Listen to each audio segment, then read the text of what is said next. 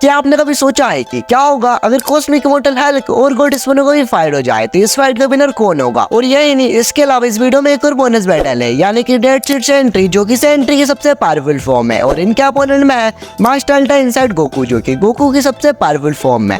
मतलब आप लोग समझ लो कि ये वीडियो बहुत ही इंटरेस्टिंग होने वाली है, क्योंकि इस वीडियो में हमें दो सुपर बैटल देखने को मिलेगी। तो वीडियो को अंत तक जरूर देखिए। सो बिना किसी देरी क्या हम हमारे इस इंटरेस्टिंग वीडियो की शुरुआत करते हैं। सो बात करें कॉस्मिक इमॉर्टल हल्क की पावर की, तो कॉस्मिक इमॉर्टल हल्क को पोजेस किया वन बिलो ऑल ने, और one below all dark count of part है वन एवो वॉल का। और यहाँ पर तुम ये मत सोचना कि डार्क काउंट ऑफ पार्ट है वन एवो वॉल का तो ये उतना ही पावरफुल होगा, तो बिल्कुल नहीं। यहाँ पर वन एवो वॉल से बड़ी इजीली रियलिटी से रेस कर सकते हैं, कोई दिक्कत वाली बात नहीं। यहाँ पर वन बिलो ऑल की हेल्प से कॉस्मिक इमॉर्टल हल्क ने फ्रैंक रिचर्ड और गैलेक्टस को मार दिया था। कॉस्मिक इमॉर्टल हल्क ने पॉसिबल यूनिवर्स में एग्जिस्ट करने वाली हर पावरफुल से पावरफुल चीज को डिस्ट्रॉय कर दिया है। इवन प्लेनेट अर्थ, सन, मून, हर चीज को डिस्ट्रॉय कर दिया है। एंड ये अपने साइज को बहुत बड़ा एंड बहुत छोटा भी कर सकता है। कॉस्मिक इमॉर्टल हल्क के पास बहुत ज्यादा strength, durability, agility, reflexes and बहुत ही ज्यादा स्पीड है। यहाँ पर कॉस्मिक इमॉर्टल हल्क ने वन बिलो ऑल की पावर से लिटरली मिस्टर इमॉर्टल को मार दिया था, जिसे मारना नियरली इम्पॉसिबल है। एंड उसने सेंट्रल ऑल यूनिवर्स को भी खा लिया था, जो कि बहुत ही पावरफुल एंटिटी थी। एंड यहाँ पर जो कॉस्मिक इमॉर्टल हल्क है ना,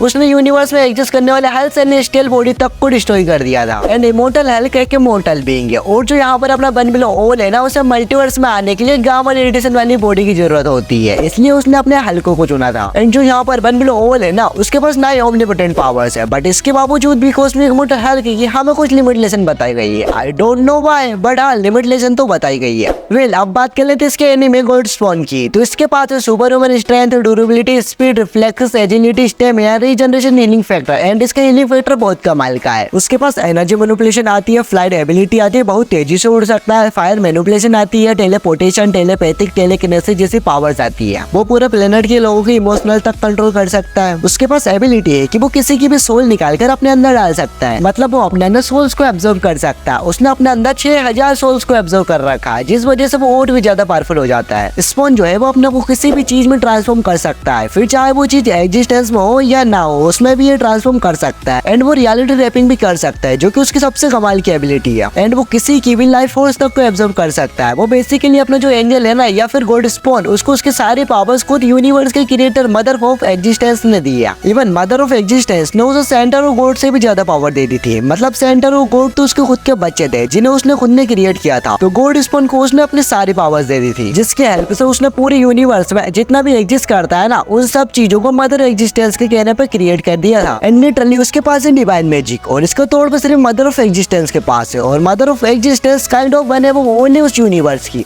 और यहाँ पर गॉड स्पून डायरेक्टली उसके बाद सबसे पावरफुल बीइंग है पूरे इमेज कॉमिक का। तो अब तो आपको भी आइडिया हो गया होगा कि मदर ऑफ एग्जिस्टेंस ने उसको कितनी ज्यादा पावर दे दी है। एंड लिटरली जो अपने यहाँ पर स्पून है ना, वो सर्वशक्तिशाली, सर्वज्ञाता एंड सब जगह उपस्थित रहने वाला है। ओवरऑल आप समझ जाओ कि गॉड स्पून कितना ज्यादा पावरफुल बन गया है। तो अब देख लेते हैं कि God spoon cosmic immortal Hulk से लड़ेगा तो ये बैटल कैसे रहेगी। मतलब अब फाइनली बात कर लेते हैं कंपैरिजन की। तो यहाँ पर अगर गॉड स्पून और कॉस्मिक इमॉर्टल हल्क एक दूसरे पर अटैक करेंगे ना, तो भाई दोनों की पावर्स बहुत ज्यादा इनक्रेडिबल है। दोनों सिर्फ लड़ते ही रहेंगे, मरेगा कोई नहीं, बिकॉज ये दोनों ही इमॉर्टल है, दोनों ही नहीं ओमनिपोटेंट है। बट यहाँ पर एक बैटल चलेगी कि इन दोनों में से पहले नॉकआउट कौन होगा। एंड यहाँ पर हमें ये भी नहीं भूलना चाहिए कि कॉस्मिक इमॉर्टल हल्क है ना, उसके हमें कुछ लिमिटेशन भी दिखाई गई है। आई डोंट नो व्हाई उसकी वजह से खुली पावर से मैं बता देते हैं कि वन बिलो ऑल की सारी पावर्स अभी कॉस्मिक इमॉर्टल हल्क के पास है, तो भाई मजा जाता है एक्चुअली में। बट यहाँ पर उसकी लिमिटेशन बताई गई है। और वैसे ही हल्क फेमस है अपने स्ट्रेंथ के लिए, और अभी तो उसके अंदर जितनी भी पावर्स है ना, वो वन बिलो ऑल की है। वो पूरे यूनिवर्स को क्रिएट कर चुका है, जितनी भी चीज एग्जिस्टेंस में है ना, स्पून ने सबको रिक्रिएट कर दिया था। एंड यहाँ पर मदर ऑफ एग्जिस्टेंस ने उसे खुद सारी पावर्स दी, और सेंटर और गॉड से भी ऊपर बना दिया है भाई। एक्चुअली में डिवाइन मैजिक दे दिया है, जिनका तोड़ पर सिर्फ उन्हीं के पास है। तो आप समझ सकते हो कि डिवाइन मैजिक बहुत ही ज्यादा पावरफुल है। अगर यहाँ पर वो कॉस्मिक इमॉर्टल हल्क के ऊपर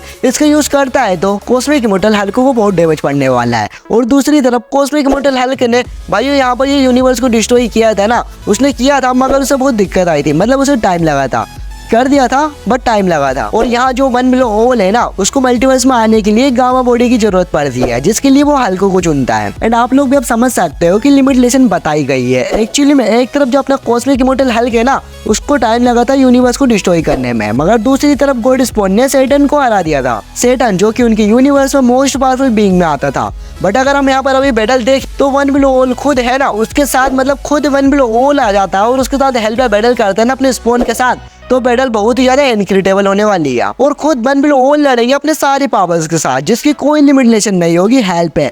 बट अगर बैटल होगी बाहर कॉस्मिक इमोर्टल हल्क के साथ, तो भाई यहाँ पर तो लिमिटेशन होगी, जिसकी वजह से मुझे लग रहा है कि इस बैटल के बिना शायद गॉड स्पॉन रहेगा। खैर ये तो मेरा पर्सनल ओपिनियन है, यहाँ पर ओपिनियन होने की कोई बात नहीं है, क्योंकि बिकॉज मैंने यहाँ पर लिमिटेशन और इसके बेस पे बताया है, तो यहाँ पर ओफेंड होने की कोई बात नहीं है। बिकॉज मैंने देखा है कि कमेंट में आप बहुत ओफेंड हो जाते हो। आप तो अपना ओपिनियन कमेंट सेक्शन में जरूर शेयर करना। खैर अब बढ़ता है हमारे नेक्स्ट बैटल की ओर, यानी कि master ultra inside Goku versus Dead Sentry. So पहले बात करें डेड सेंट्री की, तो ये सेंट्री की सबसे पावरफुल फॉर्म है, जिसमें सेंट्री की सारी पावरफुल पोटेंशियल में होती है और इसे मालूम भी होता है कि इसके पास क्या क्या एबिलिटी है। अब खुद सोच के देखो, ये जो सेंट्री है वो उसकी नॉर्मल फॉर्म में इतना ज्यादा ताकतवर होता है कि लिटरली उसको खुद को ही नहीं पता रहता कि बेसिकली उसके पास क्या क्या पावर्स है और वो क्या क्या कर सकता है। और लिटरली अगर सेंट्री को उसकी पावर्स के बारे में मालूम होना, तो भाई वो कुछ भी कर सकता है, उसको यूनिवर्स का मोस्ट पावरफुल सुपर हीरो भी बना सकता है। डेड सेंट्री ने अपने थोर है ना भाई, उसको बस एक ही पल से एक प्लेनेट से दूसरे प्लेनेट फेंक दिया था। डेड सेंट्री जो है ना, उसकी स्पीड भी लाइट ऑफ स्पीड से ज्यादा है। डेड सेंट्री ने अपनी स्पीड से स्पेस टाइम के फैब्रिक को तोड़ दिया था और उसकी पावर बहुत ज्यादा है। डेड सेंट्री ने लिटरली उसके फेस को चीर दिया था और वापस हील कर दिया था, और ये केवल दिखाने के लिए कि ताकि वो बहुत पावरफुल है। एंड डेड सेंट्री के पास टेलीपैथिक आती है और उसकी स्ट्रेंथ और ड्यूरेबिलिटी बहुत ज्यादा है। ड्यूरेबिलिटी तो बहुत ज्यादा है भाई, और यहाँ पर अपने टेलीकिनेसिस पावर से डेड सेंट्री ने मिलियनर तक को कंट्रोल कर लिया था। Normal Sentry Dead Sentry form में जाकर भाई उसकी जो मॉलिक्यूलर वाली पावर है ना, वो फुल पोटेंशियल में हो जाती है और इसकी हेल्प से वो किसी सब्जेक्ट की मॉलिक्यूलर चेंज करके कुछ भी बना सकता है, कुछ भी क्रिएट कर सकता है। ओवरऑल डेड सेंट्री बहुत पावरफुल है, मगर इनके ओपोनेंट में कोई कम नहीं है। इनके ओपोनेंट में मास्टर अल्ट्रा इनसाइड गोकू, और आपको भी पता है कि मास्टर अल्ट्रा इनसाइड फॉर्म क्या चीज है भाई, तो चलो थोड़ा सा समझ लेते हैं इस फॉर्म के बारे में। तो भाई इस फॉर्म में जाने के बाद बिना माइंड के इंटरेक्शन के बिना बॉडी खुद ही मूव करती है, मतलब खुद ही ऑफेंस करती है, खुद ही डिफेंस करती है, खुद ही अटैक करती है,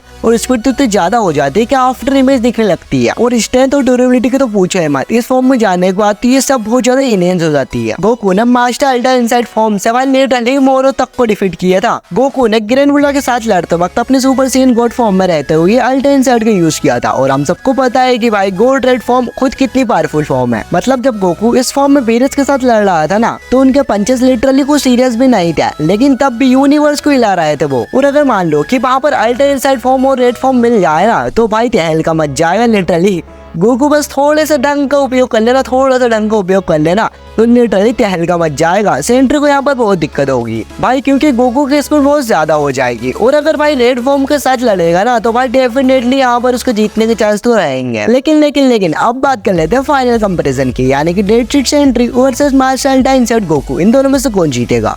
तो यार इनकी फाइट काफी ज्यादा खतरनाक तो चलेगी, और हम सबको पता है कि भाई डेड सेंट्री की स्ट्रेंथ और ड्यूरेबिलिटी और स्पीड इतनी ज्यादा है कि उसने स्पेस टाइम के फैब्रिक को तोड़ दिया था। लेकिन गोकू के पास भी भाई बहुत ज्यादा स्पीड है। मानते हैं कि डेड सेंट्री के पास टेलीपोर्टेशन की पावर है, जो कि एक्चुअली में बहुत मस्त है, मगर भाई गोकू के पास भी इंस्टेंट ट्रांसमिशन है, और जो MUI फॉर्म है ना भाई, उसकी स्पीड इतनी ज्यादा है कि आफ्टर इमेजेस क्रिएट हो जाते हैं। स्पीड और लाइट से 1000 गुना ज्यादा फास्ट हो जाता है यार। एक्चुअली भाई उसने जो जीरम के साथ फाइट की थी ना भाई, सही में भाई गजब थी। सीरियसली आप सभी ने देख रखा था कि गोकू वहाँ पर कितना फास्ट हो गया था, और यहाँ पर मेरे को ऐसा लग रहा है भाई जो डेड सेंट्री है ना, यहाँ पर उसने स्पेस टाइम के फैब्रिक को ये तोड़ा था ना भाई, वहाँ पर तो गोकू की स्पीड उससे ज्यादा ही लग रही है मेरे को। और जहाँ पर अपना जो डेड सेंट्री है, उसने अपने नॉर्मल फॉर्म थोर वाले है ना, उसको बस अपने एक ही पंच से एक प्लेनेट से दूसरे प्लेनेट पे फेंका था, राइट। मगर गोकू ने MUI फॉर्म में 0% स्टेमिना में भाई जीरोस को डिफीट कर दिया था, जो कि गॉड ऑफ डिस्ट्रक्शन है। और वहाँ लिटरली जीरोस में सबकी बैंड बजाती थी, मतलब बजीटा, सुपर सैयन ब्लू सबकी बैंड बजाती थी। ओवरऑल जीरोस बहुत पावरफुल था, मतलब आप समझ रहे हो कि भाई जीरोस इतना पावरफुल होने के बावजूद भी MUI फॉर्म में गोकू ने 0% स्टेमिना में उसे हरा दिया था,